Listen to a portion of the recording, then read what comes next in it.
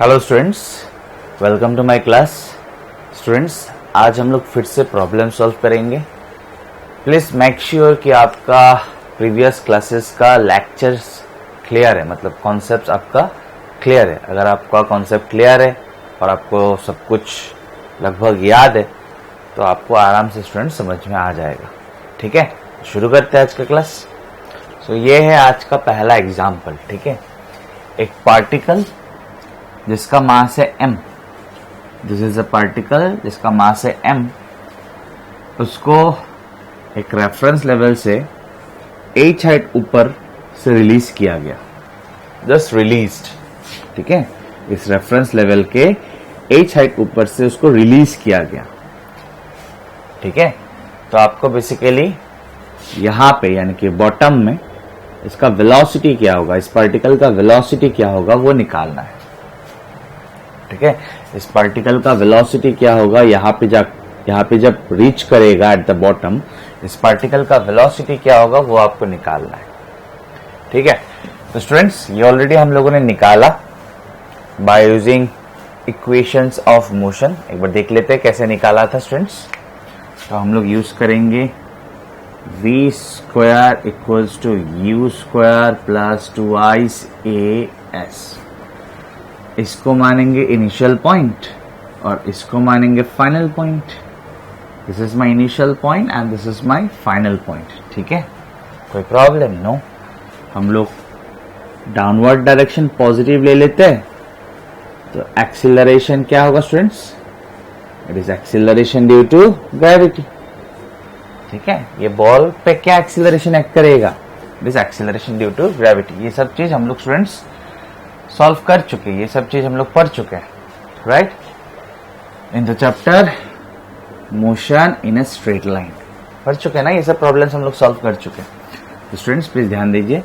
So implies यहाँ का velocity मान लेते हैं v, और यहाँ पे तो पार्टिकल को रिलीज किया गया मतलब its velocity is 0, initial velocity is 0, so 0 square is 0 plus 2i।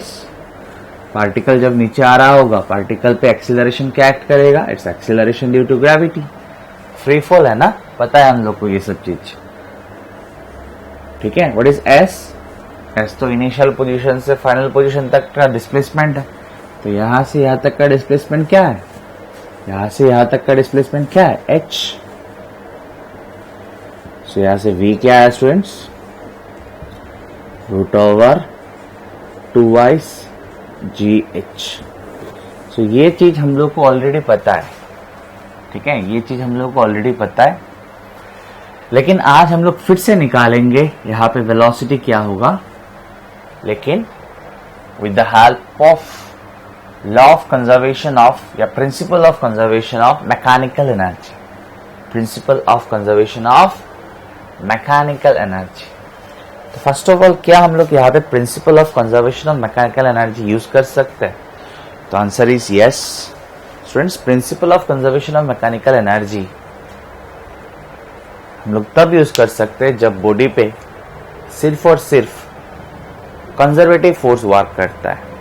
So particle जो यहाँ से यहाँ पे आ रहा है, कौन सा फोर्स वर्क कर रहा है, पार्टिकल पे कौन सा फोर्स एक्ट कर रहा है, yes it is gravitational force, and we know that gravitational force is a conservative force। तो क्या हम लोग इस पे conservation of mechanical energy use कर सकते हैं, आंसर इज यस, क्योंकि इस पे सिर्फ और सिर्फ कंजर्वेटिव फोर्स यानी कि ग्रेविटेशनल फोर्स एक्ट कर रहा है। तो देखते हैं principal of conservation of mechanical energy use करके क्या हम लोग पार्टिकल का वेलोसिटी यहाँ पे निकाल सकते हैं, जो कि √2gh आना चाहिए। देखते हैं स्टूडेंट्स। तो इसको मानेंगे हम लोग इनिशियल पॉइंट। इसको अभी रब कर देता हूं, ये तो मैंने यूज किया था इसको सॉल्व करने के लिए। सो ध्यान देना students, this is my initial position and this is my final position. ठीक है, तो आप लिख सकते हो from principal of conservation of from principle of conservation of mechanical energy, आप लोग पूरा लिख लीजिएगा, mechanical energy from principal of conservation of mechanical energy, kinetic energy plus potential energy, kinetic energy plus potential energy will remain constant. Yes, यानी कि kinetic energy plus potential energy, initial kinetic energy plus initial potential energy will be equals to final kinetic energy plus final potential energy. Students, मैंने बार बार बोला ये principle of conservation of mechanical energy आप सिर्फ तब लगा सकते हो जब पार्टिकल पे सिर्फ और सिर्फ क्या एक्ट कर रहा हो, कैसा फोर्स एक्ट कर रहा हो, कंजर्वेटिव फोर्स। यहाँ पे कौन सा कंजर्वेटिव फोर्स एक्ट कर रहा है students? In this example it is gravitational force. So initial kinetic energy क्या होगा? 0 होगा ऑब्वियसली, क्योंकि पार्टिकल रेस्ट पे था, रिलीज किया गया। अगर रिलीज किया गया तो स्पीड क्या है? यहाँ पे स्पीड है 0। अगर स्पीड 0 है तो काइनेटिक एनर्जी क्या होगा? 0। समझ में आया students? That initial potential energy, तो पार्टिकल इस रेफरेंस लेवल से h हाइट ऊपर है, पार्टिकल इस रेफरेंस लेवल से h हाइट ऊपर है, ठीक है। तो यहां पे इसका पोटेंशियल एनर्जी क्या होगा पार्टिकल का? mgh। समझ में आया स्टूडेंट्स? आया? नेक्स्ट ध्यान दीजिए, फाइनल पोजीशन मैंने इसको माना, ठीक है। यहां पे ध्यान से सुनना स्टूडेंट्स, यहां पे पार्टिकल का वेलोसिटी मुझे निकालना है। तो यहाँ पे वेलोसिटी तो पता नहीं, मान लेते यहाँ पे वेलोसिटी है v, यहाँ पे वेलोसिटी है v। तो यहाँ पे अगर वेलोसिटी है v तो काइनेटिक एनर्जी क्या होगा? Half of m v square, ठीक है। नेक्स्ट, यहाँ पे पोटेंशियल एनर्जी क्या होगा? यहाँ पे पोटेंशियल एनर्जी क्या होगा पार्टिकल का? 0। क्यों 0 सर? क्योंकि इसको ही आपने रेफरेंस लेवल माना। जिसको रेफरेंस लेवल मानते हैं, जिस लेवल को आप रेफरेंस लेवल मानते हैं, वहां पे आप क्या मानते हैं? Potential energy 0। तो जिसको आपने रेफरेंस लेवल माना तो यहाँ पे पोटेंशियल एनर्जी क्या होगा? 0। समझ में आया स्टूडेंट्स? समझ में आया? कोई प्रॉब्लम? नो।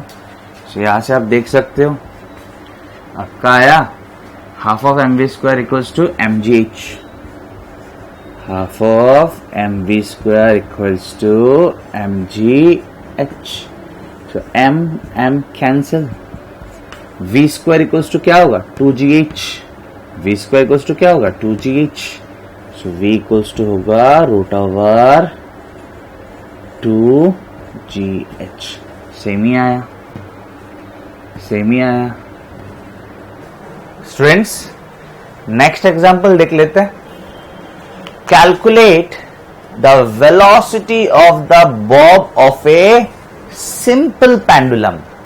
तो सिंपल पेंडुलम क्या है स्टूडेंट्स? थोड़ा बेसिक्स देखते हैं, वैसे आगे जाके हम लोग को और अच्छी तरह से मिलेगा सिलेबस में सिंपल पेंडुलम क्या है।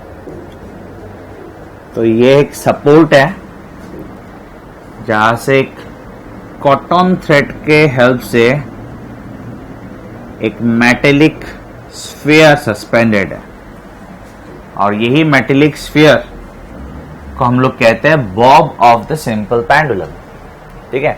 This metallic sphere is known as bob of the simple pendulum, ठीक है स्टूडेंट्स, ठीक है।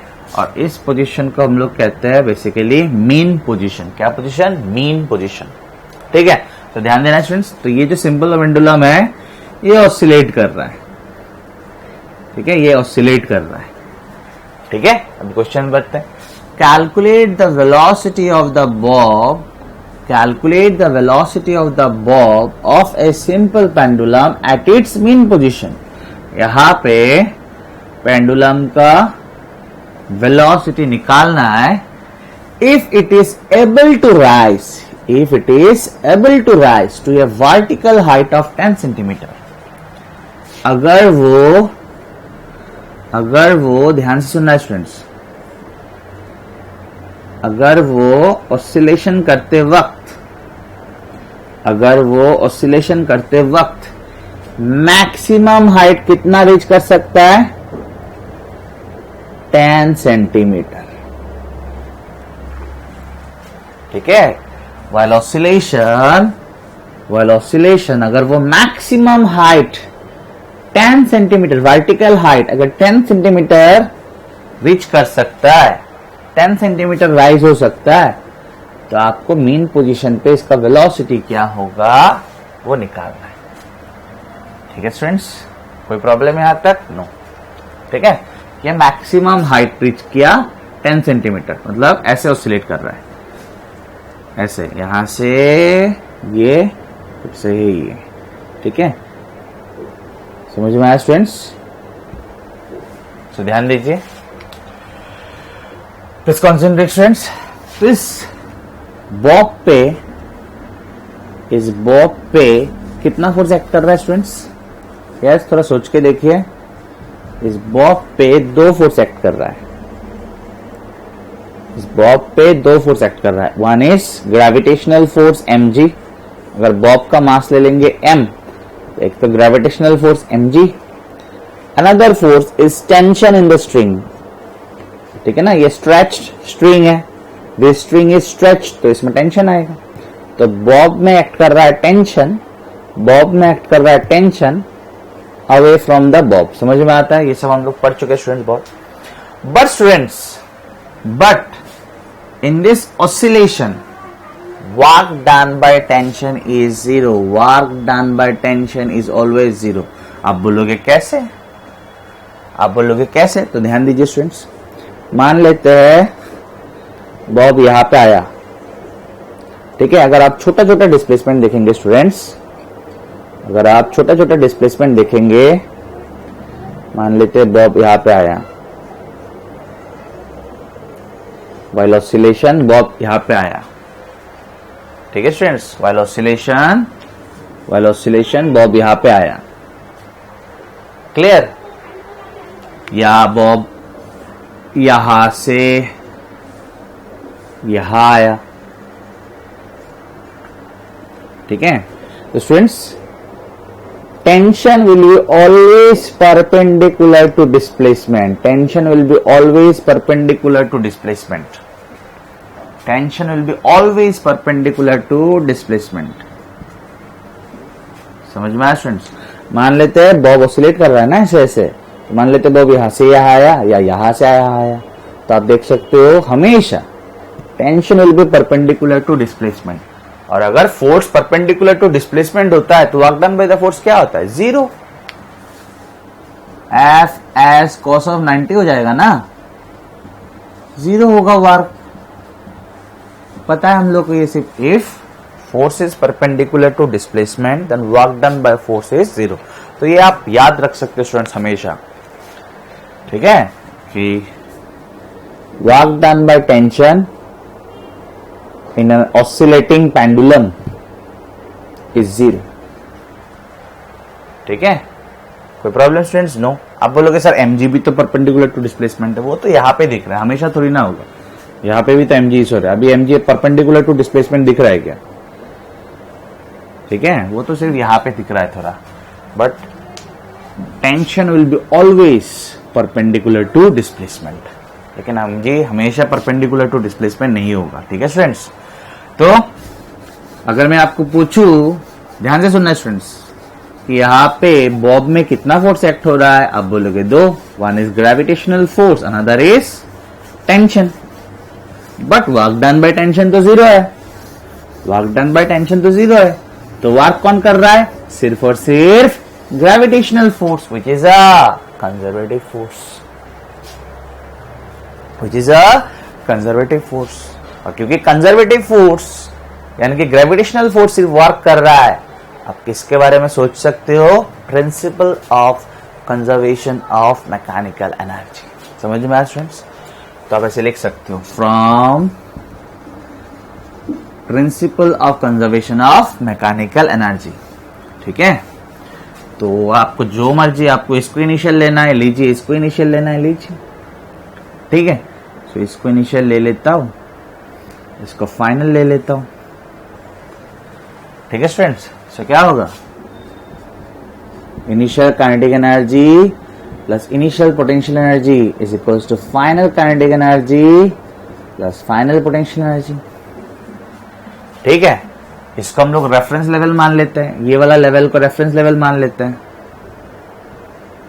ये वाला लेवल को रेफरेंस लेवल मान लेते हैं। मीन पोजीशन में जब बॉब होता है उस लेवल को रेफरेंस लेवल मान लेता है। ठीक है स्टूडेंट्स, तो ध्यान दीजिए, यहां पे स्पीड क्या है पता नहीं, वही तो निकालना है। बॉब का वेलोसिटी क्या है वो तो नहीं पता, वही तो निकालना है। तो हम लोग अगर स्पीड v लेंगे तो काइनेटिक एनर्जी क्या होगा, हाफ ऑफ mv²। हम लोगों ने माना कि बॉब का मास है m। ठीक है स्टूडेंट्स, देन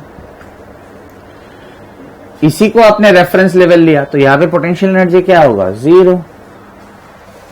ठीक है, कोई प्रॉब्लम नो। देन यहां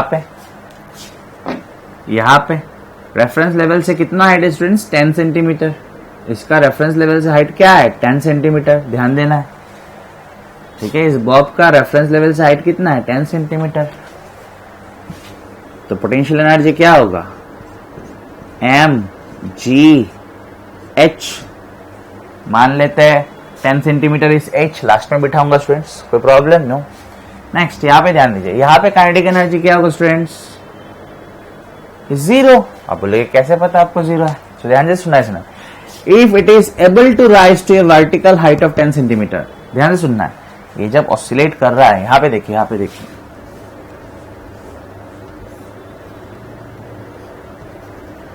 ये कुछ ऐसे ऑसिलेट कर रहा है। ठीक है, तो स्टूडेंट्स ये अगर मैक्सिमम हाइट है, इसका मतलब यहाँ पे जाके रुका होगा ना। ठीक है, ऐसे ऐसे ये ऑसिलेट, रुका फिर से रिटर्न, रुका फिर से रिटर्न। समझ में आ रहा है कि नहीं। तो यहाँ पे क्या है, यहाँ पे आके रुक गया था, यहाँ पे वेलोसिटी क्या था, 0। समझ में आया स्टूडेंट्स, आया। तो यहाँ पे वेलोसिटी क्या होगा, यहाँ पे 0, यहाँ पे समझ में आ रहा है ना, 0। ठीक है, so mgh equals to half of mv²। आपको क्या चाहिए, v चाहिए था, so half of mv² equals to mgh। m cancel, v² equals to 2gh, तो v equals to root over 2gh। ठीक है, g के जगह पे आप 10 बिठा देना, एक्सीलरेशन ड्यू टू ग्रेविटी के जगह पे आप 10 बिठा सकते हो अप्रोक्सीमेटली। और हाइट क्या है, इसको हम लोगों ने h बोला था ना, इट इज 10 सेंटीमीटर, यानी कि 10 मल्टीप्लाइड बाई सेंटी का मतलब होता है 10⁻²। तो सेंटी के जगह पे लिखा मैंने 10⁻², मीटर के जगह पे मीटर। ठीक है, निकाल सकते हो स्टूडेंट्स, समझ में आया होगा students. Next example, a girl of mass 40 kg seats in a swing, मतलब झूला। समझ में आ रहा है ना स्टूडेंट, स्विंग, यह है स्विंग।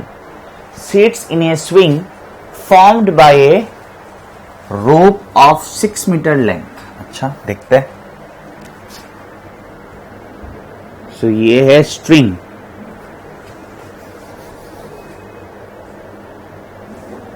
ठीक है, ये एक रोप जिसका लेंथ है 6 मीटर।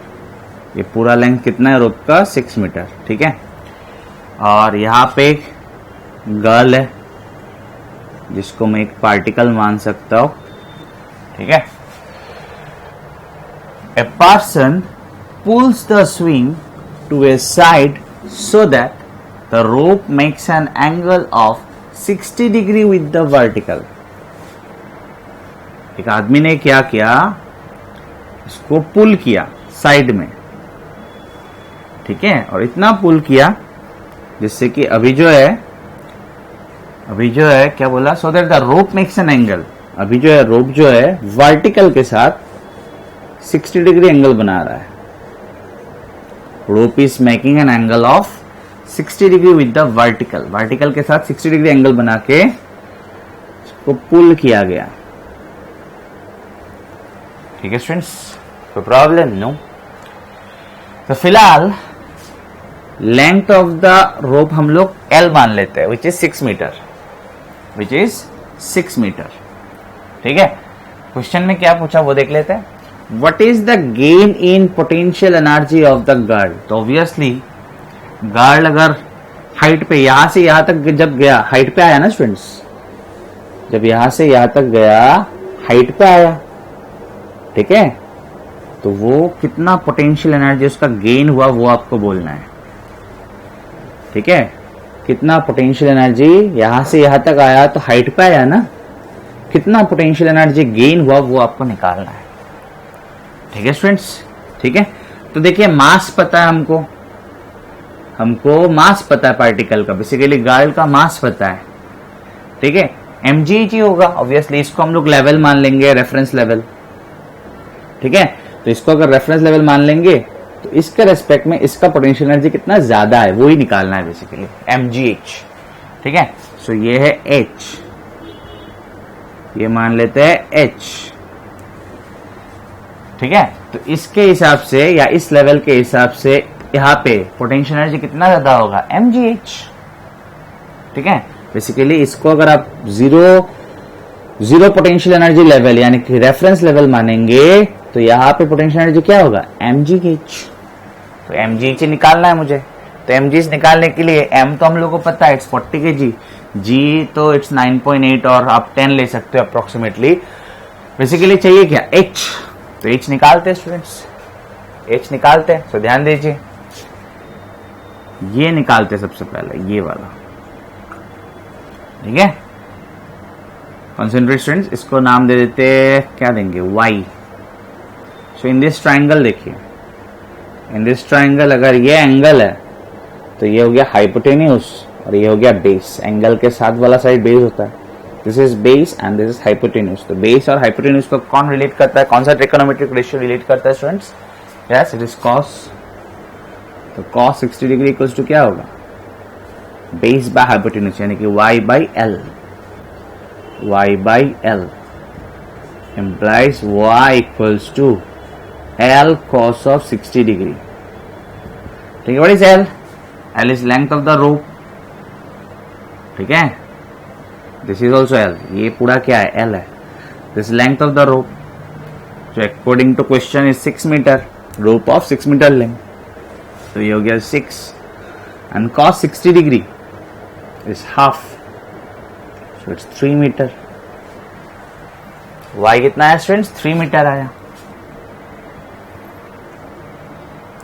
y कितना आया, 3 मीटर आया। ठीक है ना स्टूडेंट्स, तो एज कितना होगा, ये पूरा कितना है, 6। It is again length of the rope. तो ये कितना है स्टूडेंट, ये टोटल कितना है, 6। तो एज कितना होगा, एज कितना होगा, 6 माइनस वाई। ऑब्वियसली समझ में आया स्टूडेंट्स, ये टोटल लेंथ क्या है, 6 है ना, विच इज जिसको हम लोगों ने L बोला था। तो एज क्या होगा, एज क्या होगा, L माइनस वाई। सो L तो लेंथ ऑफ द रोप है विच इज 6 और Y अभी अभी हम लोगों ने निकाला 3। तो 6 माइनस 3 इज अगेन 3। ठीक है ना स्टूडेंट्स, तो प्लीज ध्यान दीजिए।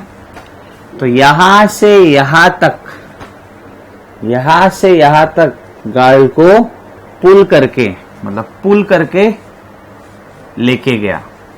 क्वेश्चन इज पोटेंशियल एनर्जी कितना बढ़ा। तो यहां से यहां तक कितना हाइट उठा, यहां से यहां तक कितना हाइट उठा, इट्स 3 मीटर। तो पोटेंशियल एनर्जी कितना बढ़ा होगा, तो आप लिख सकते हो gain in potential energy is equals to mgh।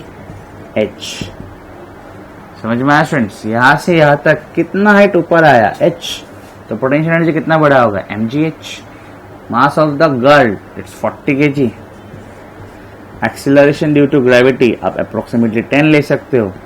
Height is 3। ठीक है, सो इट इज 3 4 और 12 0 0 सब कुछ SI में था। तो पोटेंशियल एनर्जी का SI यूनिट क्या होगा, जूल। आया स्टूडेंट, समझ में आया स्टूडेंट्स। नेक्स्ट एग्जांपल देखते हैं। A body of mass 5 kg is thrown vertically up with a kinetic energy of 490 joule। ठीक है, तो ध्यान देना है स्टूडेंट्स। मान लेते इस लेवल से एक बॉडी को ऊपर की ओर थ्रो किया गया,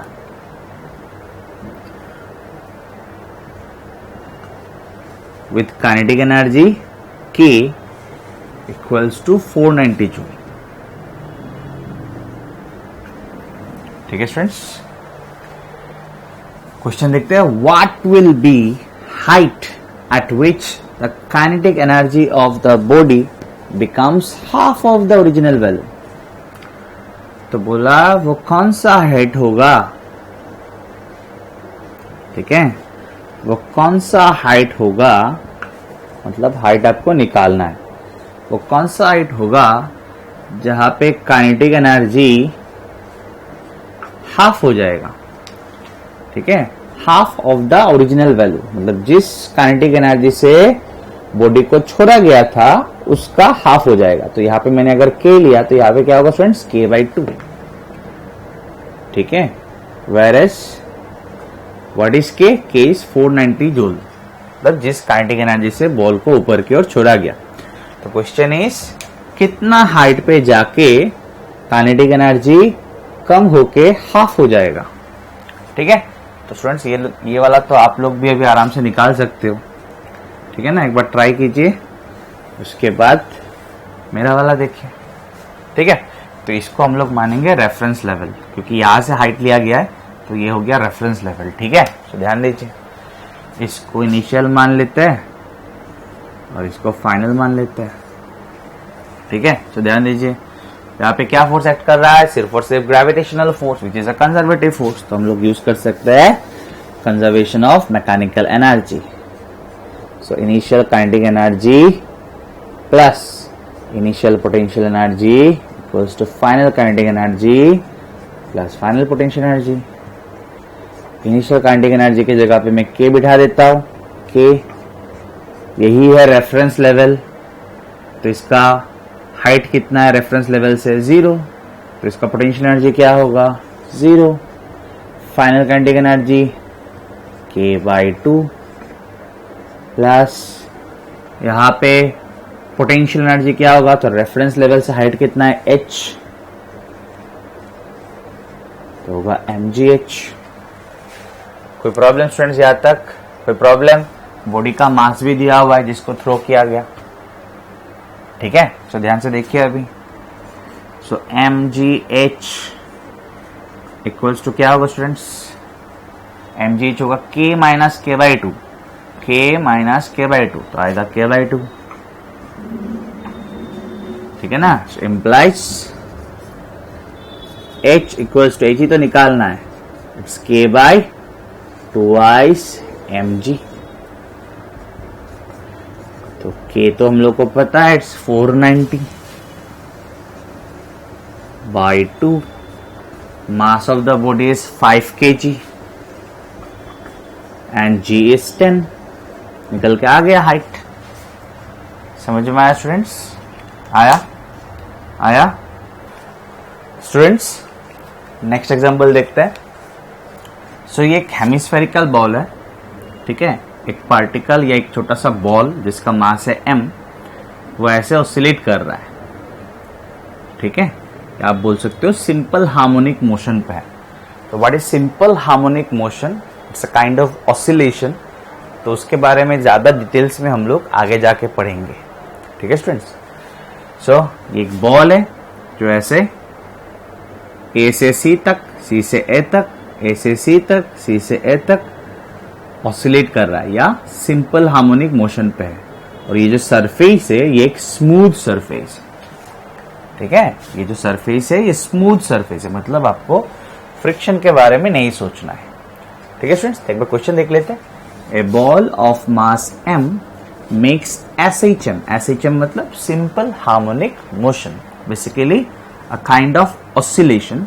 इसके बारे में बहुत ही ज्यादा डिटेल्स में हम लोग आगे जाके पढ़ेंगे। ठीक है, makes SHM in a smooth horizontal ball, एक बॉल जो हॉरिजॉन्टली प्लेस किया हुआ है ABC, and it moves from A to C and back to A via ABC। यहां से यहां तक जा रहा है, यहां पे जाकर रुक गया, फिर से यहां तक आता है, यहां पे जाकर रुक जाता है, फिर से यहां से यहां तक जाता है। समझ में आ रहा है ना students? So that PV equals to H। ये जो PV है ये H दिया हुआ है। ठीक है, find the speed of the ball when it just crosses the point B. तो जब यहां पे होगा बॉल एट पॉइंट बी, वहां पे आपको स्पीड निकालना है। तो basically speed at point B निकालना है। ठीक है स्टूडेंट्स, ठीक है, तो ध्यान देना है स्टूडेंट्स। तो यहाँ पे बॉल पे क्या फोर्स एक्ट कर रहा है स्टूडेंट्स? यहाँ पे बॉल पे सिर्फ और सिर्फ ग्रेविटेशनल फोर्स एक्ट कर रहा है, विच इज अ कंजर्वेटिव फोर्स। तो हम लोग कंजर्वेशन ऑफ मैकेनिकल एनर्जी के बारे में सोच सकते हैं। ठीक है, इसको ले लेंगे इनिशियल पॉइंट, इसको ले लेंगे फाइनल पॉइंट। ठीक है, तो ध्यान दीजिए, kinetic energy at A plus potential energy at A is equals to kinetic energy at B plus potential energy at B. ठीक है स्टूडेंट्स, समझ में आया? तो ध्यान दीजिए प्लीज, हम लोग इस लेवल को ले लेंगे एज ए रेफरेंस लेवल। ठीक है, बी से जो हॉरिजॉन्टल लाइन जा रहा है, क्या हो गया, बी से जो हॉरिजॉन्टल लाइन जा रहा है ना स्टूडेंट्स, इसको हम लोग ले लेंगे क्या कहता है, reference level. This is our reference level. ठीक है स्टूडेंट्स, कोई प्रॉब्लम? नो, ध्यान दीजिए अभी। So kinetic energy at A क्या होगा? 0। कैसे स्टूडेंट्स? ध्यान देना पड़ेगा, बॉल ऐसे ऑसिलेट कर रहा है, तो ए और सी पे जाके ना रुक रहा है, ए और सी पे जाके रुक रहा है। ठीक है, ए और सी पे जाके रुक रहा है, तो यहाँ पे भी काइनेटिक एनर्जी 0 और यहाँ पे भी काइनेटिक एनर्जी 0। ए और सी पे स्पीड कितना है स्टूडेंट्स? 0। काइनेटिक एनर्जी कितना होगा? 0 प्लस पोटेंशियल एनर्जी एट ए। तो इस रेफरेंस लेवल से यहाँ पे हाइट कितना है? इस रेफरेंस लेवल से यहाँ का हाइट कितना है? h। तो पोटेंशियल एनर्जी क्या होगा? mg h। ठीक है, यहाँ पे तो काइनेटिक एनर्जी होगा, तो यहाँ पे स्पीड हम लोगों ने लिया vb, तो काइनेटिक एनर्जी होगा half of m vv square, और बॉल का मास m ही दिया हुआ है, तो m की जगह पे m ही रहेगा। Next potential energy eight b, तो इसी को हम लोगों ने रेफरेंस लेवल लिया, तो यहाँ पे पोटेंशियल एनर्जी क्या होगा? 0। तो प्रॉब्लम स्टूडेंट्स? नो। तो mgh equals to half of mv square, तो mm cancel, mgh equals to half of mv square, तो mm कैंसल, तो vv square equals to gh, vv square equals to gh, तो vv क्या होगा? Sorry, vv square equals to 2gh होगा ना, 2 इधर आ जाएगा, vv square equals to 2gh, तो vv इक्वल्स टू क्या होगा? Root over 2gh। This is the answer. ठीक है, this is the velocity of the ball at point B. ठीक है students, next example, consider a car of mass 1500 kg, एक car जिसका mass है 1500 kg, moving with a speed of 36 kilometre per hour. ठीक है, 36 kilometre per our को metre पर second में लेके आता है। सो किलोमीटर पर आवर को मीटर पर सेकंड में लाने के लिए क्या मल्टीप्लाई करना पड़ता है स्टूडेंट्स? 5/18। ये सब चीज हम लोग पहले बहुत बार कर चुके हैं, है कि नहीं? सो 18 to 36, इट इज 10 मीटर पर सेकंड। ठीक है, on a smooth road and colliding with a horizontally mounted spring of spring constant 7.5 multiplied by 10 to the power 3 Newton meter inverse. Find the maximum compression of the spring. तो students figure draw करते हैं, उससे क्या होगा? Clear हो जाएगा। सो ध्यान देना स्टूडेंट्स, ये एक स्प्रिंग है जो हॉरिजॉन्टली माउंटेड है। ठीक है, और ये कार है। ठीक है, जिसका स्पीड मान लेते हैं v, which is equals to 10 metre per second. ठीक है स्टूडेंट्स, ठीक है। नेक्स्ट क्या हुआ?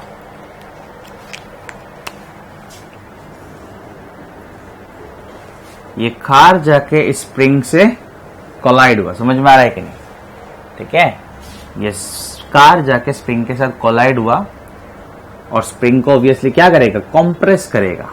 ठीक है, आपको पूछ रहा है स्प्रिंग का मैक्सिमम कंप्रेशन कितना होगा, स्प्रिंग का मैक्सिमम कंप्रेशन कितना होगा। सो ध्यान दीजिए प्लीज।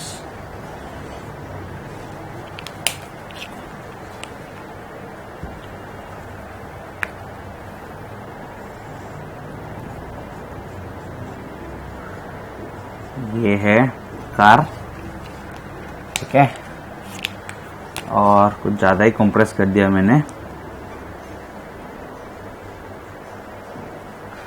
ठीक है, तो मान लेते हैं अभी स्प्रिंग जो है मैक्सिमम कंप्रेस्ड है। ठीक है, ध्यान देना है। तो ये था नेचुरल लेंथ, ठीक है, और ये है मैक्सिमम कंप्रेशन, इसको एक्सएम लिख लेते हैं। ठीक है स्टूडेंट्स, तो स्प्रिंग अगर मैक्सिमम कंप्रेस्ड हो चुका है, मैक्सिमम कंप्रेस्ड हो चुका है, मतलब ये तो रेस्ट पे आ चुका है, कार तो रेस्ट पे आ चुका है। ठीक है ना, स्प्रिंग का कंप्रेशन अगर मैक्सिमम है तो कार मतलब रेस्ट पे आ चुका है। समझ में आया स्टूडेंट्स, आया? तो इसको लेंगे हम लोग इनिशियल कॉन्फ़िगरेशन और इसको लेंगे हम लोग फाइनल कॉन्फ़िगरेशन। ठीक है, तो ध्यान दीजिए। तो सबसे पहले यहाँ पे क्या फोर्स एक्ट कर रहा है, सिर्फ और सिर्फ spring force, which is a conservative force. तो हम लोग principle of conservation of mechanical energy use कर सकते हैं, राइट। तो ध्यान दीजिए, final kinetic energy plus final potential energy, ये हो गया इनिशियल कॉन्फ़िगरेशन, ये हो गया फाइनल कॉन्फ़िगरेशन। ठीक है स्टूडेंट्स, ठीक है, कोई problem no. Initial kinetic energy, इसका तो कोई काइनेटिक एनर्जी है नहीं स्प्रिंग का, इसका था। So half of mass of car multiplied by speed square. ठीक है स्टूडेंट्स, इनिशियल पोटेंशियल एनर्जी, तो इस पोजीशन में यानी कि नेचुरल लेंथ का जो पोजीशन है, इसमें हम लोग पोटेंशियल एनर्जी 0 पकड़ लेते हैं, 0। समझ में आया स्टूडेंट्स, आया? Next final kinetic energy, car तो रेस्ट में आ चुका है, इसको मैं फाइनल कॉन्फ़िगरेशन मान रहा हूं। जब स्प्रिंग मैक्सिमम कंप्रेस्ड हो चुका है तब तो कार रेस्ट में आ चुका है, तो काइनेटिक एनर्जी क्या होगा, 0। फाइनल पोटेंशियल एनर्जी, अगर आप नेचुरल लेंथ के पोजीशन पे पोटेंशियल एनर्जी 0 पकड़ेंगे, स्प्रिंग का पोटेंशियल एनर्जी यानी कि इलास्टिक पोटेंशियल एनर्जी अगर आप 0 पकड़ेंगे, तो जब एक्सएम कंप्रेस्ड हुआ तो पोटेंशियल एनर्जी कितना हुआ, हाफ ऑफ के एक्सएम स्क्वायर। स्टूडेंट्स याद होगा, मैंने पढ़ाया इलास्टिक पोटेंशियल एनर्जी। अगर हम लोग नेचुरल लेंथ के पोजीशन में potential energy, elastic potential energy अगर 0 पकड़ते हैं, तो जब नेचुरल लेंथ से एक्सएम कंप्रेस्ड हुआ या एक्स कंप्रेस्ड हुआ, तब पोटेंशियल एनर्जी क्या होता है, हाफ ऑफ के एक्स स्क्वायर होता है। तो ये मैक्सिमम कंप्रेस्ड है, इसलिए मैंने एक्सएम लिखा है। तो क्या होगा पोटेंशियल एनर्जी, हाफ ऑफ के एक्सएम स्क्वायर। समझ में आया स्टूडेंट्स, आया? कोई प्रॉब्लम नो। तो ध्यान दीजिए, सो implies half of k maximum compression square equals to half of m v square, half cancel। ठीक है, so maximum compression equals to क्या होगा, एम वी स्क्वायर, ये के नीचे आएगा, root over m v square by k. ठीक है, या v root over m by k. ठीक है, v क्या था स्टूडेंट्स, 10। ठीक है, m क्या है, m is mass of the car. ठीक है, विच इज 1500 kg। ये है ना m, half of M V square किसका काइनेटिक एनर्जी था, कार का। तो 1500 kg, 1500 बिठाइए। What is k, it's spring constant of the spring, और फोर्स कांस्टेंट भी कहते हैं। It is 7.5 multiplied by 10 to the power 3। इसके बाद आगे आप लोग देख लेना। ठीक है, समझ में आया स्टूडेंट्स, कॉन्सेप्ट समझ में आया students? Next example, A ball of mass m is dropped from height h on a platform fixed at the top of a vertical spring as shown in figure। ध्यान देना स्टूडेंट्स, ये एक vertical spring है। ठीक है, इसमें एक platform fix किया हुआ है। इस प्लेटफॉर्म से एच हाइट ऊपर से, इस प्लेटफॉर्म से एच हाइट ऊपर से ये बॉल को रिलीज किया गया, ठीक है, ये ड्रॉप किया गया, ठीक है स्टूडेंट्स। नेक्स्ट देखते हैं, the platform is depressed by a distance x, ठीक है। बॉल जब आके गिरा, बॉल रुकते रुकते प्लेटफॉर्म कितना डिप्रेस कर गया, एक्स, ठीक है। बॉल आके प्लेटफॉर्म में गिरा, उसके बाद मैं कॉन्फ़िगरेशन को यहां पे दिखा रहा हूं, ठीक है। बॉल प्लेटफॉर्म से एच हाइट ऊपर से गिरा, उसके बाद कंप्रेस होगा ना ये, तो बॉल रुकते रुकते एक्स डिप्रेस हुआ। This is the final configuration, समझ में आ रहा है students? This is the final configuration, ठीक है। तो यहां से देखा जाए तो स्टूडेंट्स कितना नीचे आया बॉल, h प्लस एक्स, तो ड्रॉ करने का जरूरत नहीं है, समझ में आ रहा है ना, ये इनिशियल कॉन्फ़िगरेशन, ये फाइनल कॉन्फ़िगरेशन, समझ में आया स्टूडेंट्स, ठीक है। बॉल h हाइट ऊपर से गिरा और ऑब्वियसली यहाँ पे बॉल का वेलोसिटी होगा तो बॉल कंप्रेस करेगा, ठीक है ना, बॉल कंप्रेस करेगा, बॉल के वजह से ये कंप्रेस होगा, और ये कितना कंप्रेस हुआ, एक्स डिस्प्रेस हुआ, समझ में आया स्टूडेंट्स। जब तक बॉल रुकते रुकते, समझ में आ रहा है कि नहीं, यहाँ पे आके बॉल रुक चुका है, ठीक है, बॉल रुकते रुकते कितना कंप्रेस हुआ, एक्स। सो ध्यान देना स्टूडेंट्स, आपको निकालना क्या है, what is the spring constant K, what is the spring constant की। सो निकालते हैं, इसको हम लोग इनिशियल कॉन्फ़िगरेशन ले लेंगे और इसको हम लोग फाइनल कॉन्फ़िगरेशन ले लेंगे, ठीक है।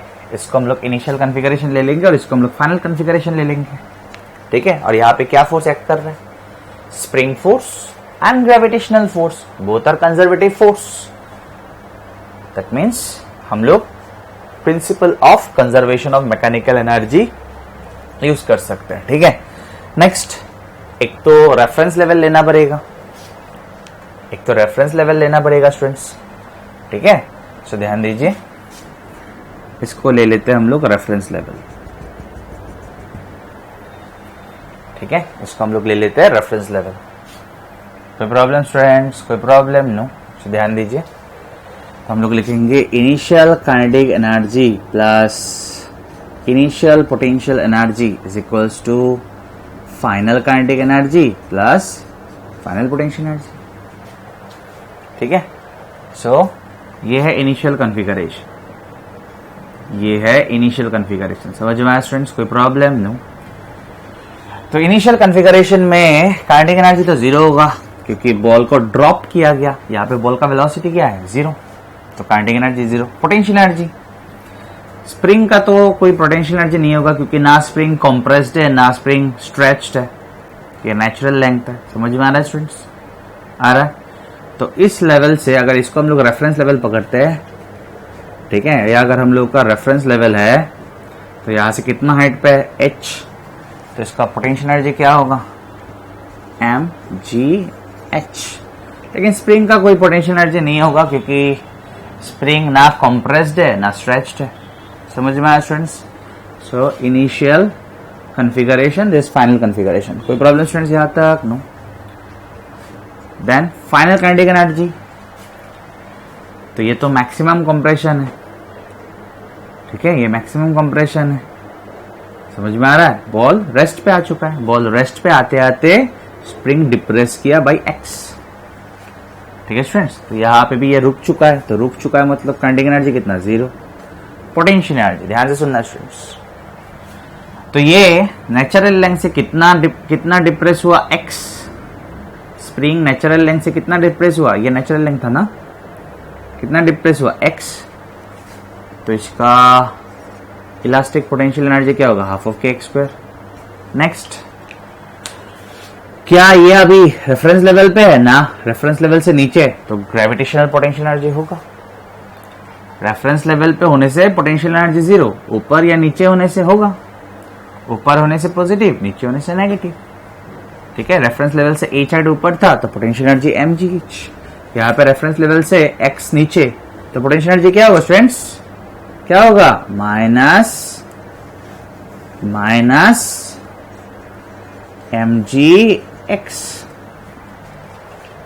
ठीक है, ध्यान से सुनना पड़ेगा स्टूडेंट्स। यहाँ पे देखिए, अगर इसको आप रेफरेंस लेवल लोगे, जस्ट एग्जांपल दे रहा हूं, और यहाँ पे पार्टिकल, तो पोटेंशियल एनर्जी क्या होगा, mgh। और पार्टिकल यहाँ पे है, तो पोटेंशियल एनर्जी क्या होगा, मान लीजिए ये x है, क्या होगा, माइनस mgx। और रेफरेंस लेवल में पोटेंशियल एनर्जी कितना, 0। समझ में आया स्टूडेंट्स? आया कंसेंट्रेट।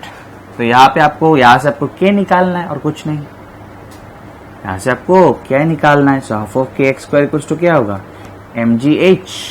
ये उधर आएगा, प्लस हो जाएगा, mgh प्लस mgx। तो mg कॉमन ले लेते हैं, h प्लस x। तो हम लोग को क्या चाहिए, हम लोग को चाहिए स्प्रिंग कांस्टेंट की। तो यहां से आप k निकाल सकते हैं। यहां से k क्या होगा, यहां से k होगा 2 जाके ऊपर मल्टीप्लाई होगा, x स्क्वायर नीचे आएगा, सो mg h प्लस x 2 जाके ऊपर मल्टीप्लाई हुआ by x square. This is the answer. समझ में आया स्टूडेंट्स? आया? आप इसको भी एज अ रेफरेंस लेवल लेके सॉल्व कर सकते हो। वो आपके ऊपर डिपेंड करता है कि आप किसको रेफरेंस लेवल लेना चाहते हो। ठीक है, आप लोग प्लीज एक बार इसको रेफरेंस लेवल लेके सॉल्व करने का कोशिश करो, देखना ऑब्वियसली सेम ही आंसर आएगा। बिकॉज स्प्रिंग कांस्टेंट में क्यों चेंज आएगा, spring constant is a constant for a given spring. ठीक है, तो आप लोग एक बार इस लेवल को एज ए रेफरेंस लेवल लेके एक बार ट्राई करो। ठीक है स्टूडेंट्स, मैंने आप लोगों को पढ़ाया था potential energy in relation to conservative force. पढ़ाया था ना स्टूडेंट्स कि conservative force equals to negative gradient of potential energy, conservative force equals to negative gradient of potential energy. पढ़ाया था students.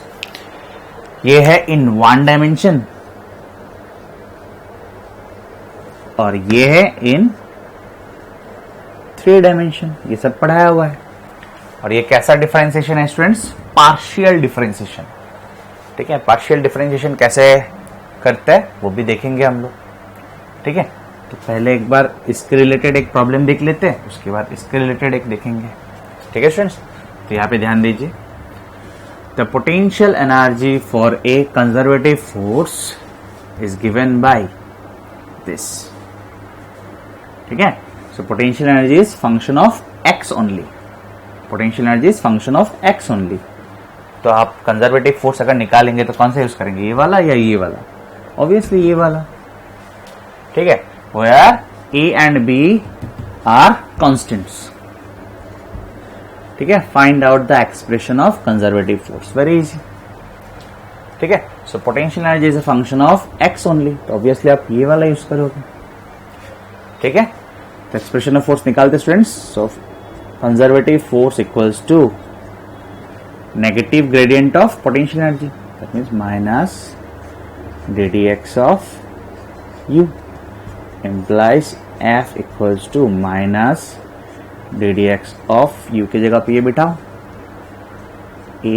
ax square minus bx। अभी differentiation तो आप लोगों को आता है, राइट?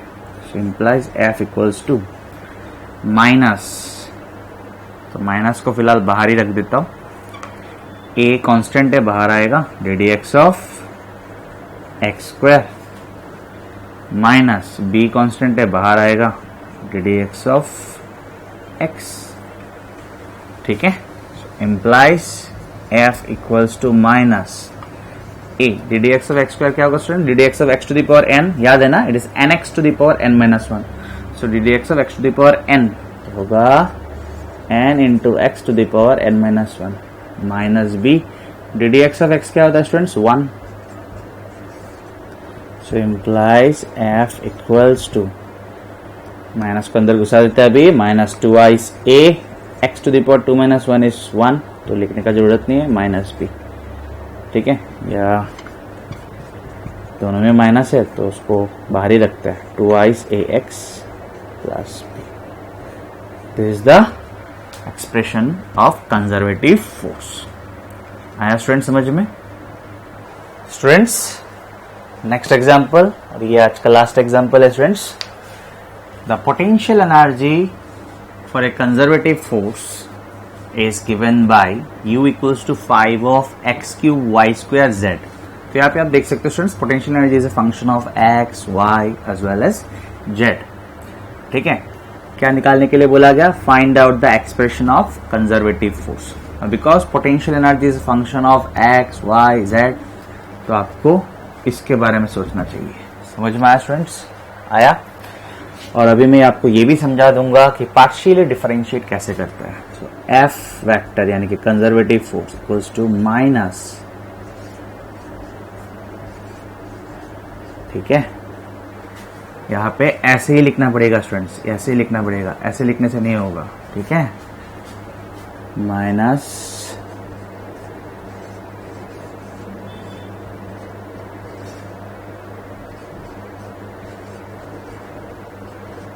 इसको आप डेल बोल सकते हो, डेल डेल। ठीक है, ध्यान देना स्टूडेंट्स, यू की जगह पे यू बिठाते हैं, यू की जगह पे यू बिठाते हैं, पोटेंशियल एनर्जी की जगह पे पोटेंशियल एनर्जी बिठाते हैं 5x cube Y square Z. ठीक है, पोटेंशियल एनर्जी की जगह पे पोटेंशियल एनर्जी बिठाते हैं। अच्छा, यहाँ पे मैंने आई कैप लिखना भूल गया था, 5x cube Y square z minus इसकी जगह पे लिखते हैं 5x cube Y square Z. ठीक है स्टूडेंट्स? ठीक है, अभी समझाऊंगा। तो students, with respect to x, partial differentiation with respect to x, तो x छोड़ के बाकी y, z सबको क्या पकड़ना है? कांस्टेंट पकड़ना है। Partial differentiation with respect to x मतलब x छोड़ के बाकी सबको क्या पकड़ना है स्टूडेंट्स? कांस्टेंट। ठीक है, तो ध्यान दीजिए, 5 तो कांस्टेंट ही है और x छोड़ के सब कुछ कांस्टेंट, मतलब y स्क्वायर भी कांस्टेंट बाहर, z भी कांस्टेंट बाहर, तो क्या होगा? यहाँ पे सिर्फ x क्यूब रहेगा। समझ में आया स्टूडेंट्स? आया? So partial differentiation with respect to x मतलब x छोड़ के सब constant, partial differentiation with respect to y मतलब y छोड़ के सब constant, partial differentiation with respect to z मतलब z छोड़ के सब कांस्टेंट। बाकी तो जैसे हम लोग करते थे वैसे ही करना है। ठीक है, इजी।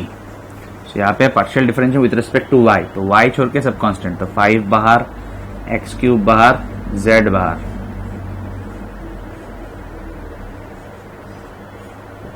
क्लियर?